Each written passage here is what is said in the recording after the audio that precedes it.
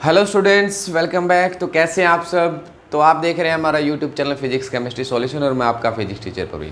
तो आज का टॉपिक हम स्टार्ट करते हैं। आज की क्लास में हम पढ़ेंगे सर्किट थ्योरी। सर्किट थ्योरी क्या होती है। जैसे हम इलेक्ट्रिकल सर्किट में हम बहुत सारे एलिमेंट यूज़ करते हैं, जैसे कि रजिस्टेंस, इंडक्टर, कैपेसिटर वगैरह। ऐसे बहुत सारे हम क्या करते हैं, एलिमेंट हम यूज़ करते हैं। क्या होता है ये एलिमेंट अगर हम यूज़ करते हैं, ये एलिमेंट जो भी मान लो रजिस्टर है, इंडक्टर है, कैपेसिटर है, वो उस सर्किट में फ्लो होने वाले करंट पर क्या इफेक्ट डालते हैं। वो जो उसमें ईएमएफ जनरेट होती है, ईएमएफ फ्लो होती है, उस पर क्या इफेक्ट डालते हैं। वो करंट और ईएमएफ में क्या कोई फेज डिफरेंस क्रिएट करते हैं या नहीं करते हैं, यानी करंट की वैल्यू पर क्या इफेक्ट पड़ता है उनका, उनके बारे में हम स्टडी करेंगे।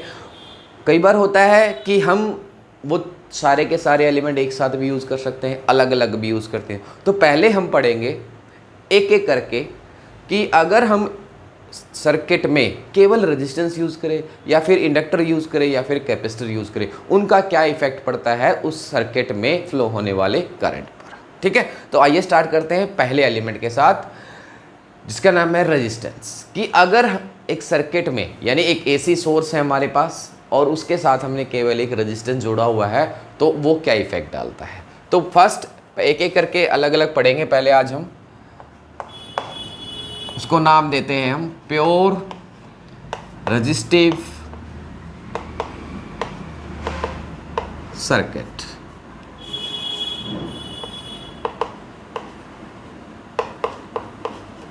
प्योर रेजिस्टिव सर्किट कि सर्किट में जैसे मान लीजिए हमारे पास एक सर्किट है, हमारे पास एक एसी सोर्स है। एसी का हम सोर्स का, डीसी का हम क्या यूज़ करते हैं, जैसे क्या यूज़ करते थे, एक बैटरी सेल, पॉजिटिव नेगेटिव। लेकिन एसी में हम क्या यूज़ करेंगे, ऐसे ये सोर्स यूज़ करेंगे। आपको ये सिंबल यूज़ करना है एसी सोर्स के लिए, ठीक है।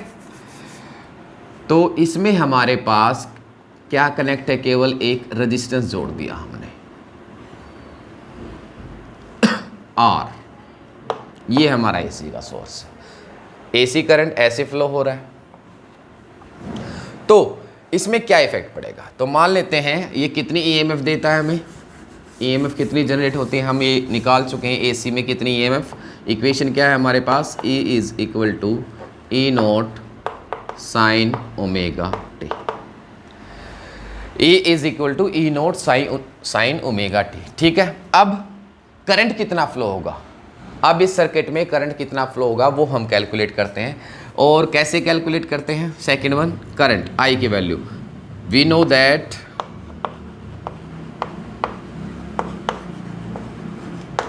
आई is equal to E by R. क्या होता है, ई बाई आर। तो इसको हम क्या करते हैं,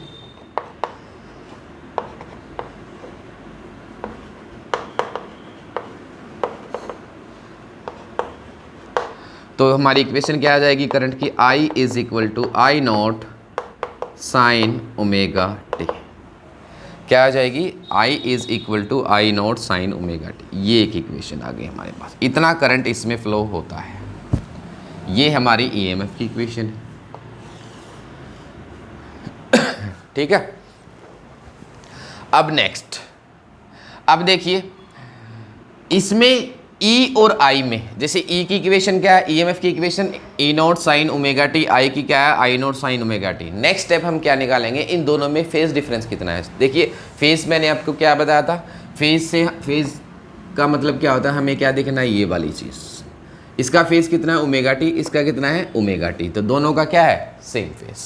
तो नेक्स्ट पॉइंट हम लिखेंगे, next E and I have same phase, same phase. इसका मतलब क्या हुआ, जैसे जैसे E फ्लो होता है उसके साथ साथ I फ्लो होता है। जैसे जैसे E फ्लो होगा उसके साथ साथ I फ्लो होगा। क्या दोनों की वैल्यू सेम होगी, नहीं।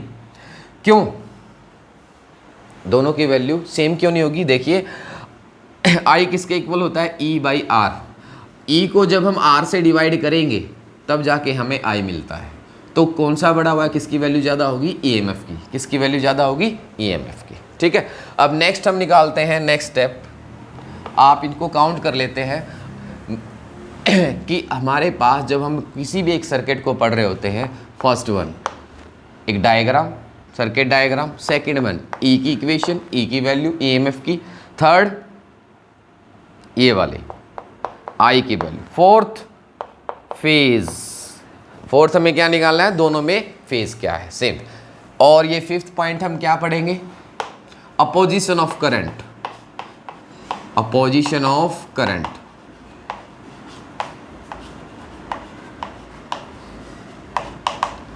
अपोजिशन ऑफ करंट की रेजिस्टेंस जो है वो करंट को कितना अपोज करेगा। तो अपोजिशन ऑफ करंट यहां पर क्या है, यहां पर करंट, इस सर्किट में करंट को कौन अपोज कर रहा है, रेजिस्टेंस। तो रेजिस्टेंस की वैल्यू क्या होगी यहां पर, आर, किसके इक्वल होगी, ई नोट आई नोट, किसके इक्वल होगी, क्योंकि ई को यहां से देख लीजिए, आर की वैल्यू क्या होगी, ई बाई आई, तो यहां पर क्या वैल्यू होगी, R is equal to E naught upon I naught. ठीक है, तो इतना ये होगी वो वैल्यू जो करंट को इस सर्किट में अपोज करेगी। ठीक है, sixth, next point, next point हम क्या पढ़ेंगे इसमें कि इनमें डायग्राम कैसा, वेव डायग्राम। देखिए डायग्राम कौन सा, हम इसका डायग्राम बनाते हैं।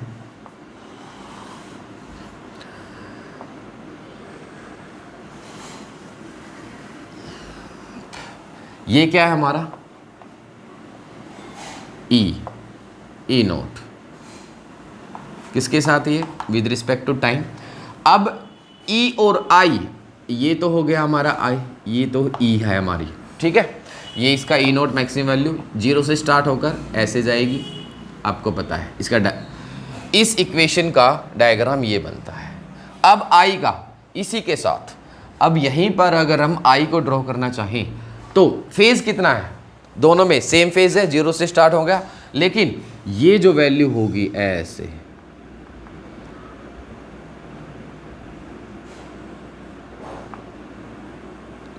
क्यों, ये इसके थोड़ा सा पीछे, पीछे तो नहीं बोल सकते, साथ साथ चलेगा, बट इसकी वैल्यू क्या होगी, ये किसको दिखाएगा, आई।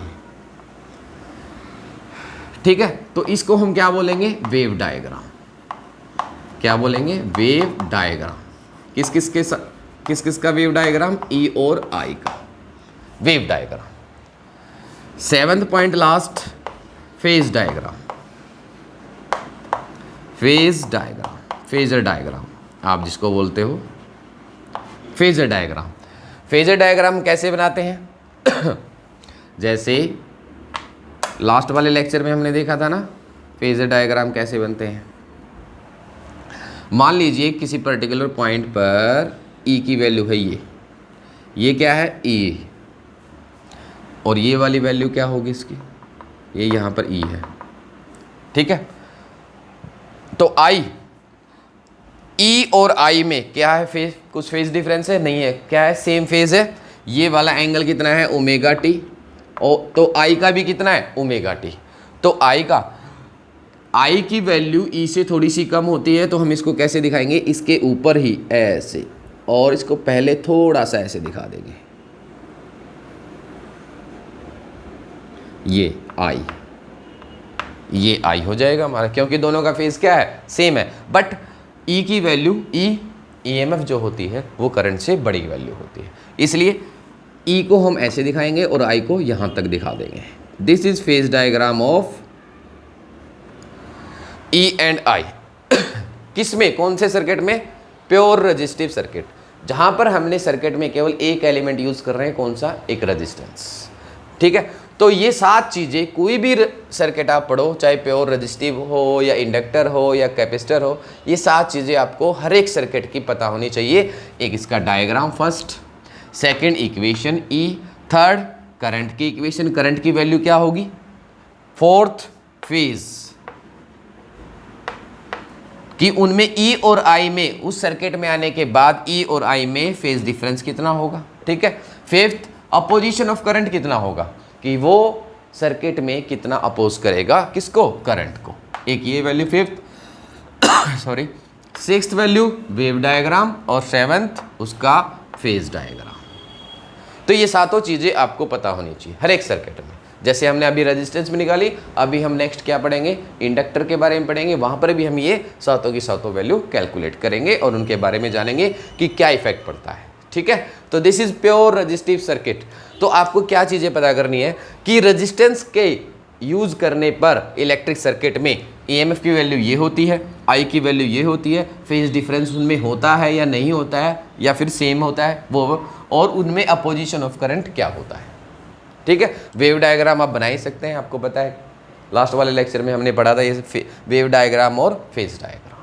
ठीक है, तो एक बार इसको नोट करिए, फिर हम नेक्स्ट एलिमेंट हम यूज़ करेंगे जो कि है इंडक्टर। तो आइए नेक्स्ट हम एलिमेंट यूज़ करते हैं जो कि क्या है, इंडक्टर। क्या है, इंडक्टर। कि जब इंडक्टर हम यूज़ करते हैं तो उस सर्किट में फ्लो होने वाले करंट पर क्या इफेक्ट पड़ता है, क्या होता है कि केवल एक इंडक्टर हम यूज़ करें। अब की बार हम रजिस्टर नहीं, केवल क्या करेंगे, इंडक्टर। तो फर्स्ट पॉइंट कौन सा होगा, वही एक डायग्राम बनाइए। डायग्राम में वही आपके पास एक सोर्स और हमने इंडक्टर के लिए हम ये यूज़ करते हैं। ठीक है, हम इंडक्टर के लिए ये यूज़ करते हैं।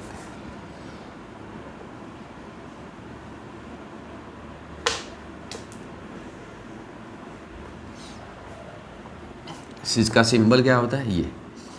ठीक है, इक्वेशन क्या है हमारे पास, ईएमएफ की, कितनी ईएमएफ ये प्रोड्यूस करेगा, जनरेट करेगा। First E is equal to second equation EMF की, E naught sine omega T, जो ये दे रहा है। ठीक है, अब हमने ये एक चीज़ पढ़ी हुई है, जब भी हम किसी इंडक्टर में से, जब भी हमें मटेरियल में से करंट फ्लो करते हैं तो वो क्या करता है, एक उल्टी डायरेक्शन में क्या बनाता है, एक अपनी ईएमएफ बनाता है। ठीक है, उसकी वैल्यू पढ़ी हुई है हमने, फैराडेज लॉ पढ़ा है ना, याद है या भूल गए। चलो करते हैं। तो नेक्स्ट थर्ड इक्वेशन हम करंट के लिए निकालते हैं। करंट की इक्वेशन निकालने के लिए, at the start of current, at the start of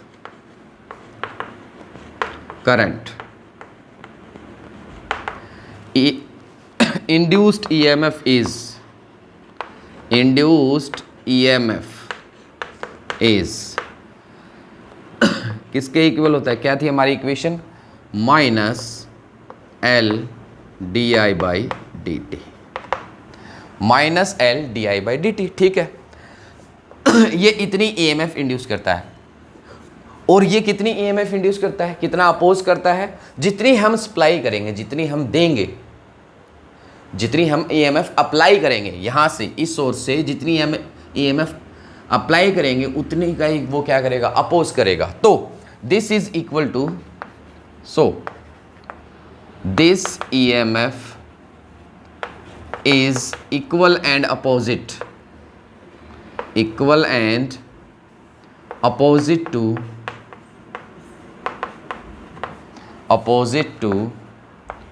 applied EMF। ठीक है, तो वो इक्वेशन हमारी क्या बन जाएगी, E is equal to L D I by D T, यानी ये हमने क्या की थी, अप्लाई की, ये इसके क्या होगा, अपोजिट डायरेक्शन में ये EMF बनाएगा। ठीक है, नाउ अब हमें क्या निकालना है, करंट की वैल्यू निकालनी है। तो हम क्या करेंगे, यहाँ से इसको इधर मल्टीप्लाई करो, this equation becomes,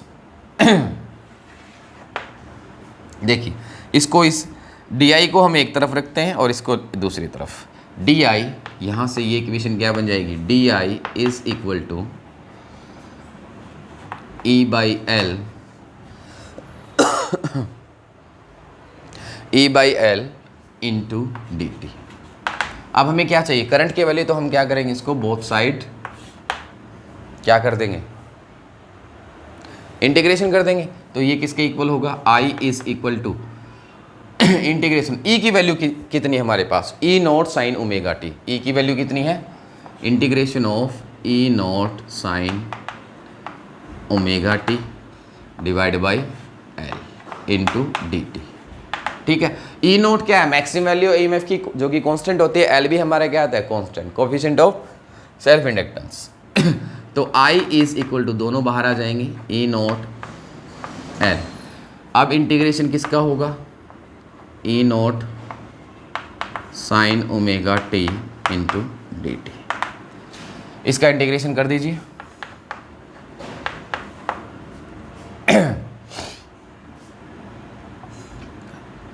sorry, E naught तो हमने बाहर ले लिया। साइन ओमेगा टी का क्या होगा, minus cos omega T divide by omega, minus cos omega T divide by omega. Minus बाहर आ जाएगा तो आई की वैल्यू क्या होगी, माइनस ई नॉट एल, एल ओमेगा को इससे मल्टीप्लाई कर देते हैं, कॉस ओमेगा टी। ठीक है, कॉस ओमेगा टी। अब हमें इस कोस, हमें कोस पसंद नहीं है, हमें क्या चाहिए, हम इक्वेशन, एक ही इक्वेशन किस टर्म में ले रहे हैं, साइन में, तो हम क्या करते हैं, इस कोस को साइन में कन्वर्ट कर लेते हैं। और कौन सा इक्वेशन यूज करते हैं, using cos theta is equal to sine 90 minus theta, ये वाली इक्वेशन हम यूज करते हैं। तो आई किसके इक्वल होगा, तो आई किसके इक्वल बन जाएगा, minus E naught L omega, minus E naught L omega sine pi by 2 minus theta.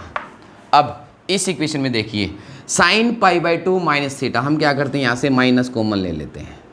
अगर हम इसमें से ये वाला, अगर देखिए ये इक्वेशन याद है ना, ये रिलेशन ट्रिग्नोमेट्री फंक्शन में हम करते हैं, sine minus theta is equal to minus sine theta, याद है ना। तो हाँ, ऐसा हम कर सकते हैं, माइनस कॉमन ले लिया, माइनस माइनस प्लस हो गया, तो आई की इक्वेशन क्या बन गई, E naught L omega sine theta किसके इक्वल है, यहाँ पर हम, यहाँ पर ओमेगा टी लिख लीजिए, तो ये क्या बन जाएगा, omega T minus pi by 2, omega T minus pi by 2। ठीक है, तो ये रिलेशन बन जाएगा। तो अब देखते हैं इसकी वैल्यू आई की, आई की इक्वेशन क्या आ गई हमारे पास, I is equal to E naught L omega, E naught L omega sine omega T minus pi by 2। ठीक है, साइन ओमेगा टी माइनस, तो आई की वैल्यू मैक्सिमम होगी, आई किस चीज़ पर डिपेंड करेगा, ये वाली। आई की वैल्यू मैक्सिमम कब होगी, जब ये वाली वैल्यू क्या होगी हमारी, मैक्सिमम होगी, और इसकी वैल्यू कितनी होती है, 1। I will be maximum, I will be maximum when sine omega T minus pi by 2 is equal to 1। Then उस केस में क्या हो जाएगा, आई नोट बन जाएगा किसके equal, E naught L omega के, ई नोट एल ओमेगा के। तो हमारी इक्वेशन क्या बन जाएगी,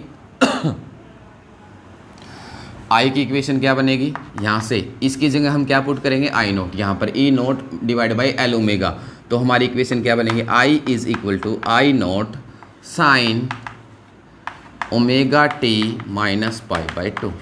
तो हमारी करंट की इक्वेशन, हमारी जो थर्ड इक्वेशन हम पॉइंट पर कर रहे थे, करंट की इक्वेशन ये बन जाएगी, करंट की इक्वेशन ये बन जाएगी। थोड़ा लंबा हो गया, लंबा नहीं हुआ, रेजिस्टेंस वाले में वो ज़्यादा वो करता नहीं है, तो लेकिन इंडक्टर में क्या करता है, वो ईएमएफ इंड्यूस करता है अपोजिट डायरेक्शन में, उसको कैलकुलेट करके हमने करंट को की वैल्यू को निकाला है। और कौन क्या चीज़ यूज़ की है कि जो वो ईएमएफ इंड्यूस करता है, कितनी ईएमएफ इंड्यूस करेगा, जितनी हम उसमें अप्लाई करेंगे, यानी वो अपने अंदर होने वाले चेंज को अपोज करेगा, जितना भी चेंज होगा उसी को वो अपोज करता है। और वही वाली इक्वेशन हमें यूज़ कर ली, और हमने मान लिया कि जो वो अपोज करता है वो वैल्यू किसके इक्वल है, वो उसी के इक्वल है जो हम उस पर अप्लाई कर रहे हैं, D I by D T से। ठीक है, तो ये वाली इक्वेशन यूज़ करके हमने इस प्रकार करंट की वैल्यू निकाल ली। This is the equation of current, जो कि हमारा थर्ड पॉइंट था। फोर्थ पॉइंट देखिए, अब हम क्या करेंगे, फोर्थ पॉइंट हमने क्या निकाला था, फेज डिफरेंस। अब देखिए फेज डिफरेंस, ई की इक्वेशन ये थी हमारे पास, आई की इक्वेशन ये है, फेज डिफरेंस बताइए कितना है, इसका फेज कितना था ओमेगा टी और इसका फेज कितना है omega T minus pi by 2। तो फेज डिफरेंस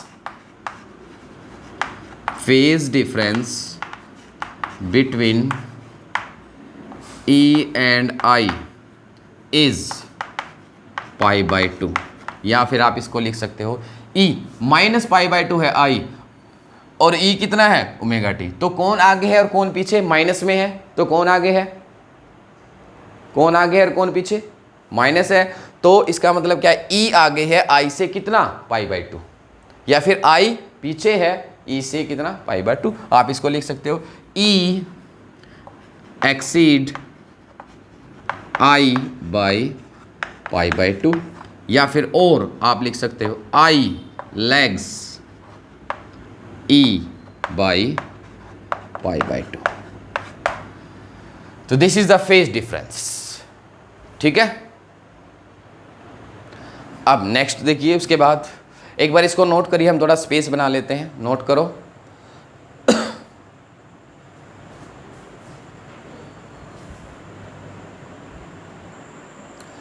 तो आइए नेक्स्ट पॉइंट हमारा हम क्या निकालते हैं, opposition of current. Fifth point क्या निकालते हैं, अपोजिशन ऑफ करंट, यानी कि इंडक्टर जब हम यूज करते हैं तो इसको कौन अपोज करता है, यानी करंट को यहाँ पर कौन अपोज करेगा। रजिस्टर तो है नहीं, रेजिस्टेंस तो है नहीं, तो क्या यहाँ पर कोई करंट को अपोज करेगा या नहीं करेगा। तो हम अपोजिशन ऑफ करंट क्या निकालते हैं, आर, रेजिस्टेंस वैसे निकालने का फॉर्मूला क्या होता है V बाई आई। तो यहाँ पर हम अपोजिशन वही उसी का रेशियो निकालेंगे, क्योंकि पहले वाले में देखिए, पहले वाले में हमने आर की वैल्यू निकाली थी ई नोट बाई आई नोट निकाली थी। यहाँ पर भी क्या होगा, अगर हम यही रेशियो निकाल दें तो जो वहाँ पर अपोजिशन था करंट का आर, किसका रेशियो था वो ई नोट अपॉन आई नोट का। तो हम यहाँ भी अगर वही रेशियो निकाल लें तो यहाँ पर वही होगा, जो इसकी वैल्यू आएगी, जो इस रेशियो की वैल्यू आएगी वही यहाँ पर क्या करेगा, करंट को अपोज करेगा। तो इसका रेशियो हम कहाँ से निकालेंगे, हम यूज़ करेंगे क्या, आप यहाँ से यूज़ करिए, ये वाली इक्वेशन उठाइए। यहाँ से हम जानते हैं I naught is equal to E naught divide by L omega. तो यहाँ से वैल्यू अगर हम निकालेंगे तो एल ओमेगा इधर आ जाएगा, E naught divide by I naught. This is, यानी ई नोट आई नोट क्या करता है, करंट को अपोज करता है, ये वाला रेशियो। और ये वाला रेशियो किसके इक्वल है, एल ओमेगा। एल क्या है, कोएफिशिएंट ऑफ इंडक्टेंस, और ओमेगा क्या है, हमारी फ्रीक्वेंसी। क्या है ओमेगा क्या है, फ्रीक्वेंसी किसकी, एसी सोर्स की, किसकी, एसी सोर्स की। तो ये वाली जो वैल्यू है, ये देखो किस किस चीज़ पर डिपेंड करता है, जो इस सर्किट में करंट को अपोज करेगा वो इन दो चीज़ों पर डिपेंड करेगा, एल और ओमेगा, ठीक है।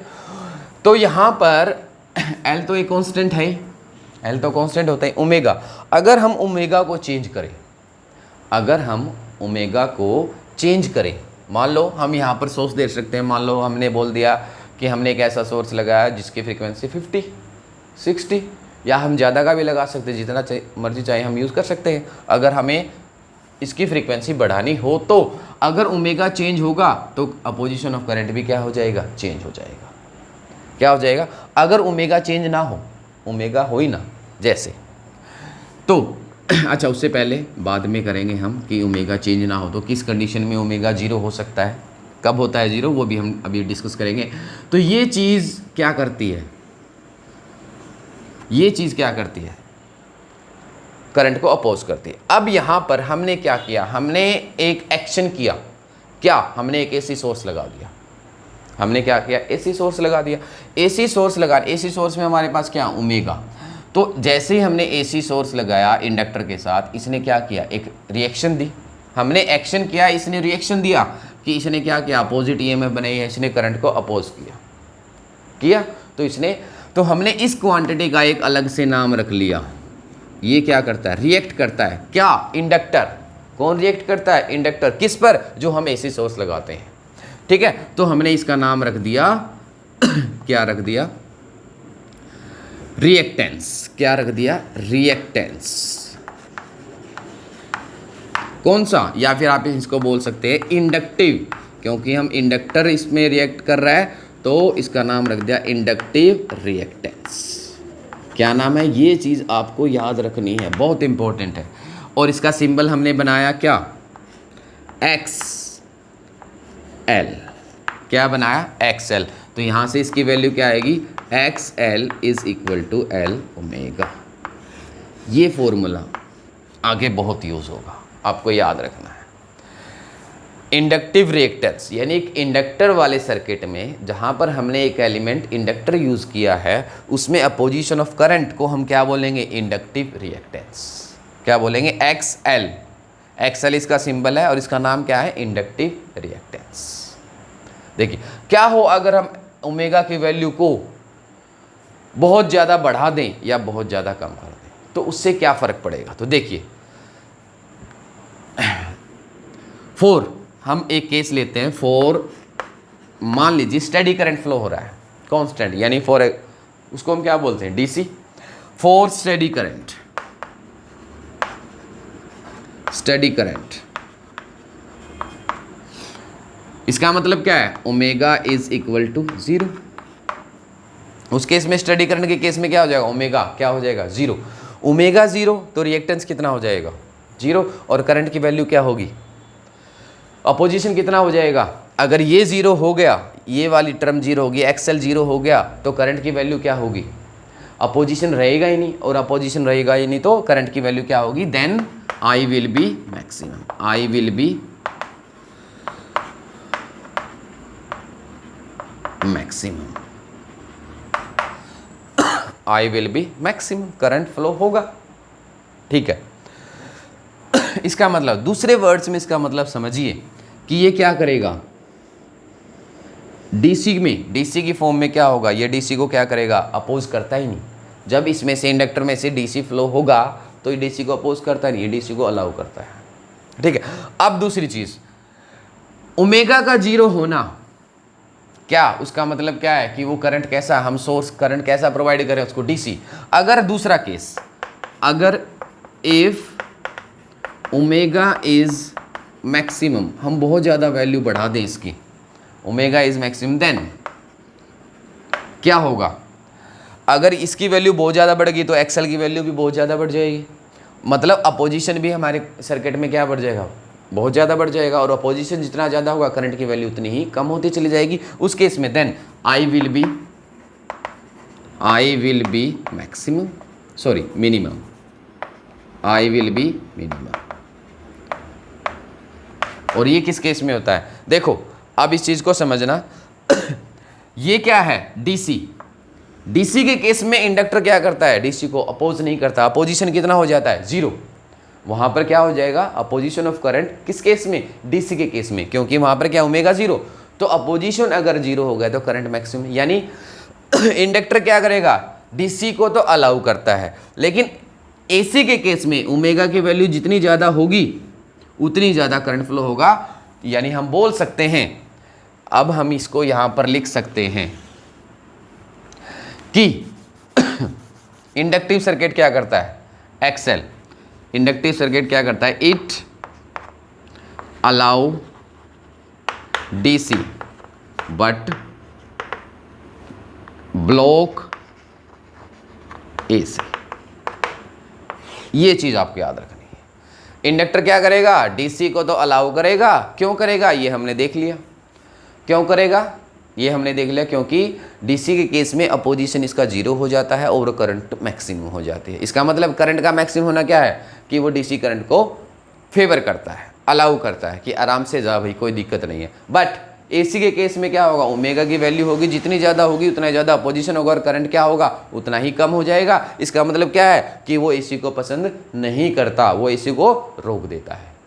ज़्यादा से ज़्यादा वो उसको क्या करता है, अपोज करता है। इसलिए इंडक्टर, ये सबसे इंपॉर्टेंट चीज़ है, ये चीज़ आपको याद रखनी है कि इंडक्टर क्या करता है, डीसी को अलाउ करता है और एसी को ब्लॉक करता है। डीसी को अलाउ करता है और एसी को ब्लॉक करता है। अब नेक्स्ट, ये तो 5th पॉइंट हो गया हमारा पोजीशन ऑफ करंट। अब हम नेक्स्ट पॉइंट करते हैं डायग्राम। डायग्राम साथ साथ नोट करते रहिए, पॉज करके नोट कर लो जिसको नोट करना है जल्दी से, फिर हम इसके डायग्राम बनाते हैं। तो डायग्राम मैं इसका यहीं बना रहा हूँ। कौन कौन से डायग्राम? वेव डायग्राम और phase diagram. 6th wave diagram, वही सातों पॉइंट करेंगे और ये सारी की सारी चीजें आपको याद रखनी है, यही चीज मेन है इसमें। डायग्राम बनाइए, देखिए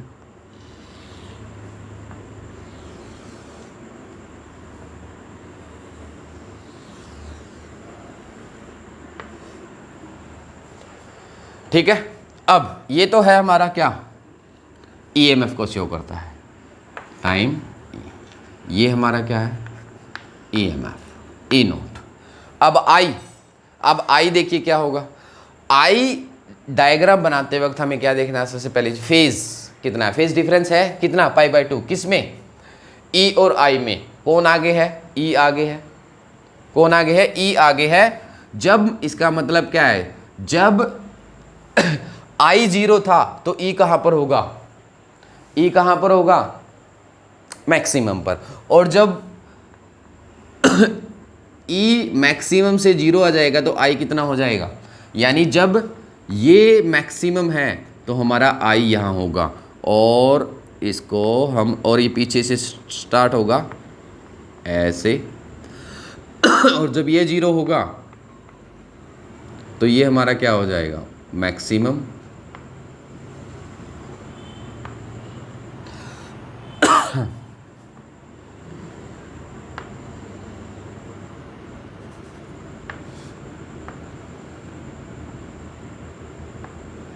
और जब ये आपका वापस से मैक्सिमम होगा तो ये वाली वैल्यू बनेगी। ये हमारा क्या है, आई नोट, और ये क्या है हमारा आई। इस प्रकार आपको वेव डायग्राम बनाना है। देखिए डायग्राम में साफ साफ दिखाई दे रहा है, जब ई मैक्सिमम है तो आई कितना है, ये आई है, ये क्या है 0। और जब ई 0 है तो आई कितना हमारा, मैक्सिमम। यानी इनका फेज डिफरेंस कितना है, π/2। और जब वापस से आई 0 हुआ तो ये हमारा ई कितना हो गया, मैक्सिमम। तो इस प्रकार ये इसका वेव डायग्राम बनेगा, क्योंकि इन दोनों में क्या है, फेज डिफरेंस। और ये डायग्राम आपको बनाना आना चाहिए, जो कि हमने लास्ट लेक्चर में भी सीखा था। लास्ट फेज डायग्राम,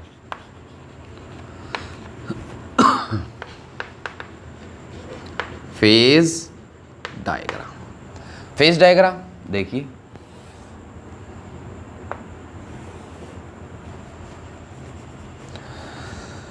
ई की इक्वेशन क्या थी हमारे पास, E is equal to E naught sine omega t. I कितना है, ई और आई में यहाँ पर फेज डिफरेंस, मान लीजिए ये किसी पर्टिकुलर टाइम पर ई की वैल्यू है इतनी, ई इसके साथ ओमेगा टी। अब इसमें फेज डिफरेंस कितना है, π/2। किसके साथ, आई के साथ। आई पीछे है या आई आगे है, आई पीछे, -π/2।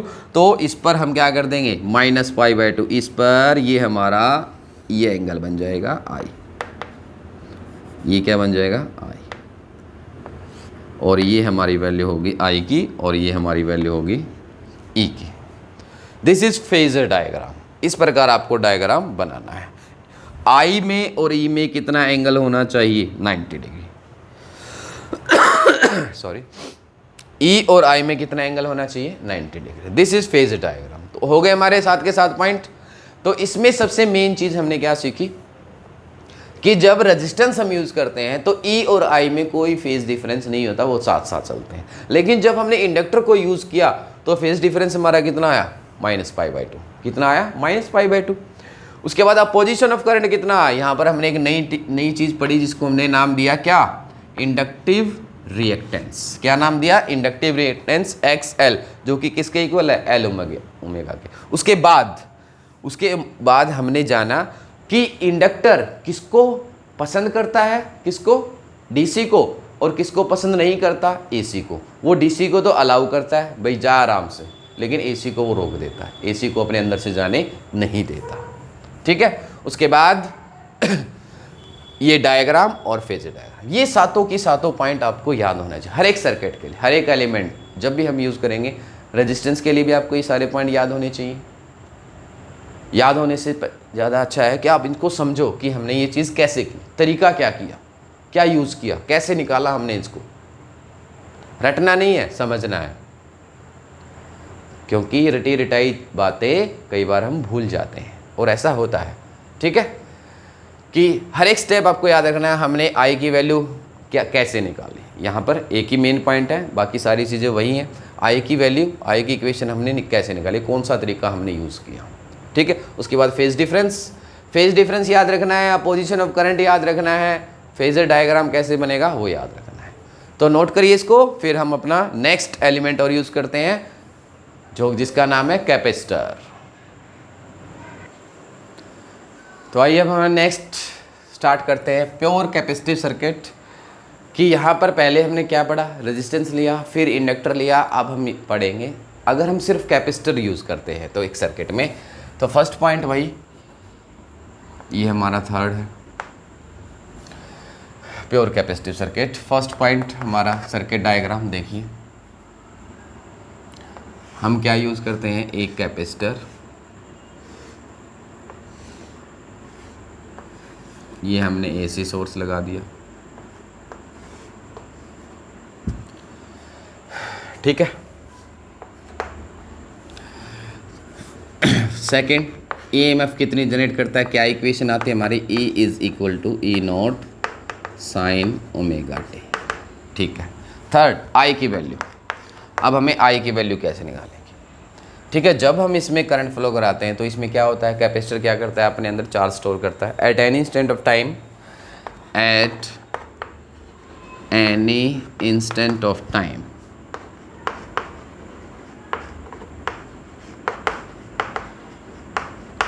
Charge in the capacitor, charge in the capacitor की वैल्यू क्या होती है, Q is equal to C V. Q is equal to C V, या फिर हम इसको लिख सकते हैं सी ई। हम यहाँ पर क्या यूज़ करें, EMF E। ठीक है, Q इज इक्वल टू सी ई। अब क्या करो, इसको बोथ साइड क्या कर दो, डिफ्रेंशिएट कर दो with respect to time. Differentiate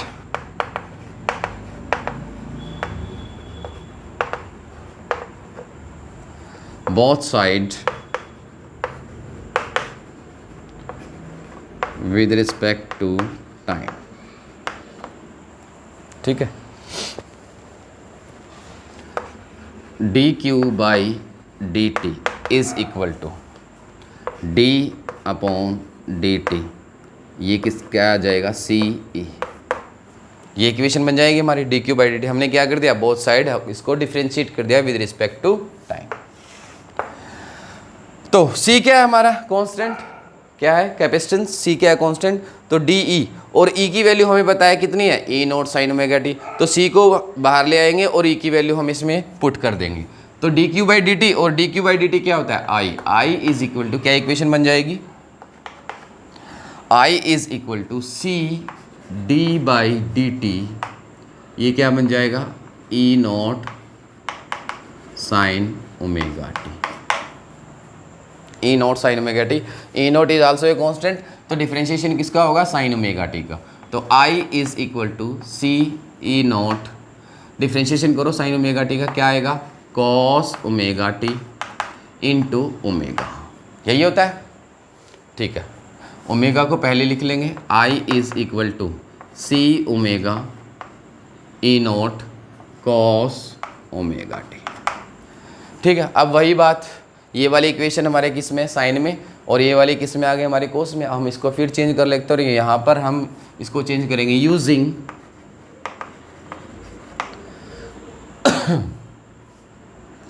cos theta is equal to sine 90 plus theta. ये वाला हम रिलेशन यूज़ करेंगे। तो इसको यूज़ करके आई की इक्वेशन क्या बन जाएगी, सी ओमेगा ई नॉट, क्या बन जाएगा ये, साइन, इसको हम कैसे लिख सकते हैं, omega T plus pi by 2। ठीक है, omega T plus pi by 2। तो I will be maximum, I will be, I की वैल्यू मैक्सिमम कब होगी, जब ये वैल्यू क्या होगी, maximum. I will be maximum, वही सेम प्रोसेस जो पहले वाले में किया था, when sine omega T is equal to 1, then उस केस में क्या होगा, आई नोट की वैल्यू क्या आ जाएगी, C omega E naught, C omega E naught. This is the equation, this is the equation. तो I naught C omega E naught की जगह क्या आ जाएगा, तो हमारी आई की वैल्यू क्या आ जाएगी, आई की equation, I is equal to, इन तीनों की जगह हम क्या यूज़ कर लेंगे, I naught sine omega T plus pi by 2। This is the equation of, this is the equation of, equation of current in pure capacitive circuit. ये इक्वेशन आ गई हमारी। यही लाइन आपका उस पहले वाले में हम शायद भूल गए थे, वहां पर लिखना है this is the equation of current in pure inductive circuit, जहां पर हमने ई नोट आई की इक्वेशन में निकाली थी। तो थर्ड पॉइंट हो गए, 1 2 3, थर्ड। अब क्या निकालते हैं नेक्स्ट, यानी हमारी आई की इक्वेशन आ गई। अब देखो ई की ये है, फेज डिफरेंस देखो कितना आया है, sign omega T plus pi by 2, दोनों में क्या आ गया फेज डिफरेंस कितना, पाई बाय 2 प्लस पाई बाय 2 आई में, यानी प्लस आने के बाद क्या मतलब समझे कि आई आगे है अब की बार पिछले। कैपेसिटर ने क्या किया, कैपेसिटर ने क्या किया, करंट को आगे कर दिया। इंडक्टर ने क्या किया था, करंट को पीछे किया था, कितना, पाई बाय 2। कैपेसिटर ने आगे कर दिया। अभी हम इसको डिस्कस करेंगे। तो नेक्स्ट पॉइंट कर लेते हैं हम पहले, fourth, phase difference. Phase difference देखिए कितना है, phase difference between, phase difference between E and I is pi by 2। अब यहाँ पर कौन आगे कौन पीछे, प्लस पाई बाय 2 है, तो इसका मतलब आई exceed E by pi by 2, या फिर आप लिख सकते हो और ई लैग्स, ई पीछे है आई से, बाई पाई बाय 2। अपोजिट हो गया उल्टा, किसका, इंडक्टर का, इंडक्टर का। उसमें क्या था, उसमें ई आगे था कितना, पाई बाय 2, यहाँ पर क्या है, आई आगे है कितना, पाई बाय 2। ठीक है। अब अपोजिशन ऑफ करंट देखिए, अपोजिशन ऑफ करंट, यहाँ पर भी हम अपोजिशन ऑफ करंट निकालेंगे। देखिए अपोजिशन ऑफ करंट में अब आपको समझ में आ गया होगा कि एक सर्किट में केवल रेजिस्टेंस ही करंट को अपोज नहीं करता, अलग अलग एलिमेंट में अलग अलग चीज़ें वहाँ पर करंट को अपोज करती हैं। जैसे इंडक्टर में किसने अपोज किया था, इंडक्टिव रिएक्टेंस ने, XL ने, L ओमेगा। यहाँ पर देखते हैं क्या आएगा, यहाँ इसके लिए हम क्या यूज़ करेंगे, क्या निकालेंगे, वही रेशियो निकालेंगे, किस किस का, ई नोट बाई आई नोट। और कौन सी इक्वेशन यूज़ करेंगे, कहाँ गई, ये वाली। तो यहाँ से हम जानते हैं I naught is equal to C omega E naught. तो आई को नोट को इधर ले आइए, इसको सारी को इधर ले आइए, तो क्या बन जाएगा, E naught divide by I naught is equal to 1/c omega. तो यहाँ पर देखिए अपोजिशन ऑफ करंट हमारा कितना आया, 1/c ओमेगा। ये L नहीं है, C है, C ओमेगा। तो यहाँ पर करंट को कौन अपोज करेगा, C ओमेगा। C कैपेसिटेंस किसकी, कैपेसिटर की, और ओमेगा, ओमेगा क्या है यहाँ पर, फ्रीक्वेंसी किसकी, जो हमारा AC सोर्स है, जो हमारा AC सोर्स है। ठीक है। अब देखिए यहां पर भी कौन रिएक्ट कर रहा है, कैपेसिटर। किस पर रिएक्ट कर रहा है, हमने वही एक्शन किया, क्या, AC सोर्स दिया, लेकिन यहां पर अपोज हुआ किसका, करंट का, कितना, 1/c ओमेगा। तो यहां पर भी क्या है, ये कैसे बिहेव करेगा, एक रिएक्टर के तौर पर, मतलब हमने एक्शन किया और इसने रिएक्शन किया, कितना, करंट को अपोज करेगा। तो यहाँ पर जो 1/c ओमेगा है, इसको हमने एक नई क्वांटिटी का नाम दिया, जैसे हमने इंडक्टर में रखा था। तो यहाँ पर 1/c ओमेगा, इसको हम क्या बोलेंगे? रिएक्टेंस। कौन सा? कैपेसिटिव। कौन सा? Capacitive reactance. और इसका सिंबल क्या होगा? 1/c ओमेगा को हम क्या लिखेंगे? वही x, बट यहां पर c आ जाएगा। क्या आ जाएगा? 1/c omega is equal to xc। ठीक है, तो ये क्या करेगा? यहां पर करंट को अपोज करेगा 1/c में। अब कैसे अपोज करेगा? सोचिए, वहां पर अगर हमने क्या किया था, अगर हमने ओमेगा की वैल्यू को जीरो किया था, अगर हमने ओमेगा की वैल्यू को जीरो किया था, तो उस केस में क्या था? करंट मैक्सिमम हो गया था। यहां देखिए क्या होगा यहां पर एक बार इसको नोट करिए, फिर हम इसके स्पेशल केस पढ़ते हैं, करंट और उसके केस में। तो आइए देखते हैं कि कैसे ये करंट को अफेक्ट करेगा, कौन से करंट को ये अलाउ करेगा और कौन से करंट को ये ब्लॉक करेगा। जैसे कि हमने इंडक्टर के केस में पढ़ा था, तो हमें पता है XC is equal to 1/c omega. ठीक है, और I की वैल्यू क्या है? I इज इक्वल टू ये वाले I नोट की वैल्यू क्या है? देखो, देख लो क्या आ जाएगी हमारी I नोट की वैल्यू। या फिर हम इसको ऐसे लिख सकते हैं E naught divide by X C. E naught divide by X C. ठीक है, अब देखिए अगर हम if omega is 0 in case of for steady current, वही स्टेडी करंट के केस में हम लेते हैं, मतलब स्टेडी करंट मतलब DC, omega is 0, then XL, ये 1/0 कितना हो जाएगा? 1/0 कितना हो जाएगा? इन्फिनिटी। तो हमारा अपोजिशन कितना हो जाएगा? इनफाइनाइट। कितना हो जाएगा? इनफाइनाइट। और इनफाइनाइट अगर अपोजिशन हो गया, यानी अपोजिशन बहुत ज़्यादा हो जाएगा, तो करंट क्या होगा? Then XC becomes infinite and I will become less, या फिर I becomes 0, क्योंकि बहुत ज़्यादा अपोजिशन हो जाएगा। क्यों? अगर ये 0 हो गया तो अपोजिशन XC की वैल्यू कितनी हो जाएगी? इनफाइनाइट। इनफाइनाइट हो गया तो क्या? ये इसकी वैल्यू बढ़ गई, और ये वैल्यू जितनी ज़्यादा बड़ी होगी करंट उतना ही कम होगा, तो करंट आपका क्या हो जाएगा? 0। तो ये क्या करता है? It means capacitor block DC। क्या करता है? कैपेसिटर DC को ब्लॉक कर देता है। अब अगर ओमेगा की वैल्यू को हम बढ़ा दें, नाउ फर्स्ट ये second case, if omega is very large, then XC becomes less, और XC लेस हो गया, कैपेसिटिव रिएक्टेंस अगर लेस हो गया तो करंट की वैल्यू बढ़ जाएगी। If omega is very large then XC capacitive reactance becomes less and I will be maximum। it means इसका क्या मतलब हुआ कि कैपेसिटर अलाउ AC। उल्टा है। क्या है? उल्टा है। इंडक्टर ने क्या किया था? DC को अलाउ किया था, AC को ब्लॉक किया था। यहाँ पर क्या है? कैपेसिटर क्या करता है? DC को ब्लॉक करता है और AC को अलाउ करता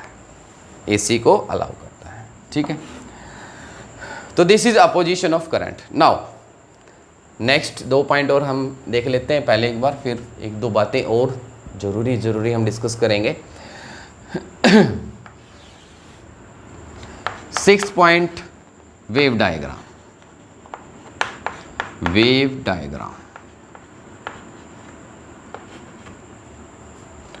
डायग्राम देखिए,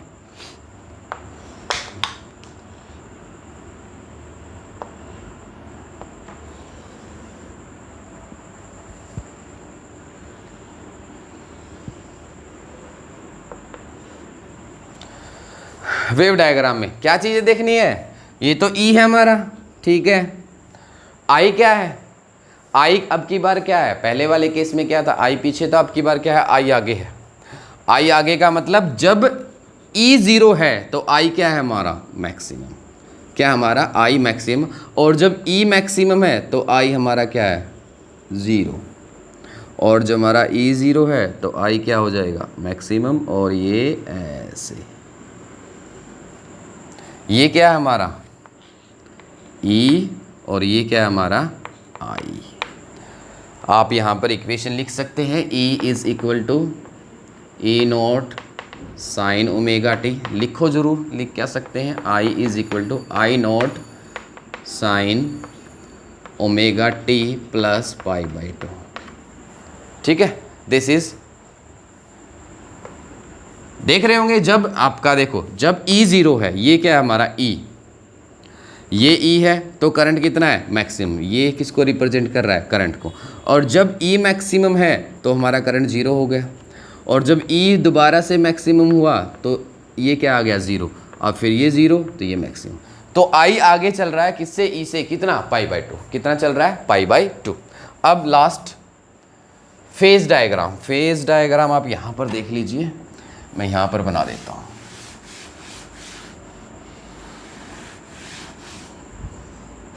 फेज डायग्राम 7th पॉइंट देखिए, फेज डायग्राम देखिए,